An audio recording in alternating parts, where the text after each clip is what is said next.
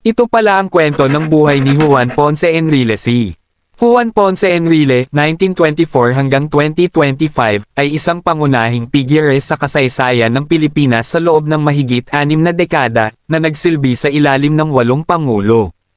Kilala bilang isang political survivor, nagbago ang kanyang papel mula sa pagiging pangunahing arkitekto ng batas militar tungo sa pagiging isa sa mga leader ng rebolusyong nagpatalsik dito. Maagang buhay at edukasyon. Mapagkumbabang pinagmulan. Ipinanganak bilang Juanito Ferdinand noong 14 ng Pebrero taong 1924 sa Gonzaga, Cagayan. Siya ay anak ni Petre Ferdinand, anak ng isang mahirap na mangingisda, at ni Alfonso Ponce Enrile, isang makapangyarihang abogado sa Maynila. Ipinanganak siya sa labas ng kasal. Muling pagkikita sa ama. Dumaan siya sa mahirap na kabataan bago muling makasama ang kanyang ama sa Maynila sa edad na 21. Doon ay legal na pinalitan ng kanyang ama ang kanyang pangalan bilang Juan Ponce Enrile. Husay sa akademya. Nagtapos siya ng cum laude sa Ateneo de Manila, Associate of Arts, at sa Kolehiyo ng Batas ng Universidad ng Pilipinas. Nagtamo siya ng 11 pwesto sa 1953 bar examinations na may score na 91.72% at kalaunan ay nakapagtapos ng Master of Laws sa Harvard University. Panahon ng Marcos 1966 hanggang 1986.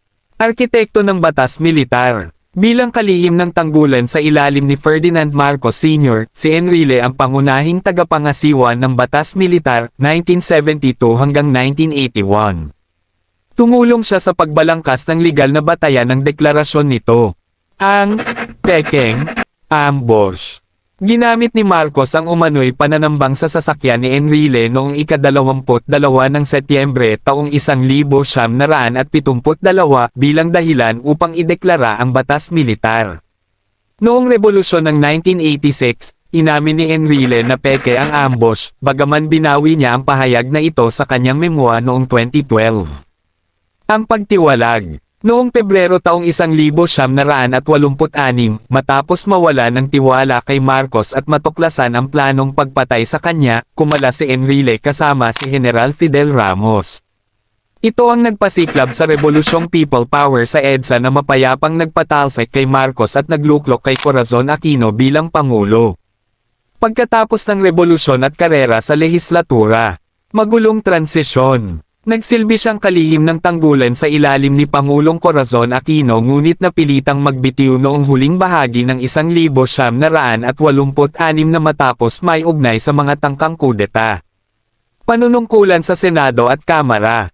Nagsilbi siya ng 4 na hindi magkakasunod na termino sa Senado, kabuoang 23 taon at isang termino sa mababang kapulungan.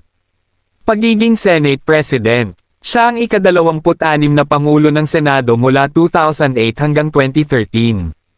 Pinamunuan niya ang makasaysayang impeachment trial ni punong Magistrado Renato Corona noong 2012. Mga isyong legal. Noong 2014, kinasuhan siya ng pandarambong at katiwalian kaugnay ng iskandalong pork barrel.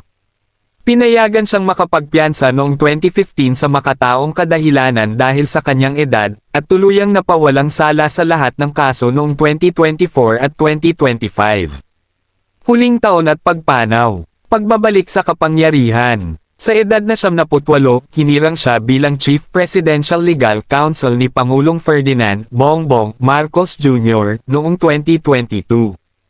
Kamatayan. Pumanaw si Juan Ponce Enrile ng mapayapa sa kanyang tahanan noong ika-13 ng Nobyembre taong 2025 sa edad na 101 matapos ang maikling pananatili sa ospital dahil sa pulmonya. Siya ay inilibing sa libingan ng mga bayani noong ika-22 ng Nobyembre taong 2025.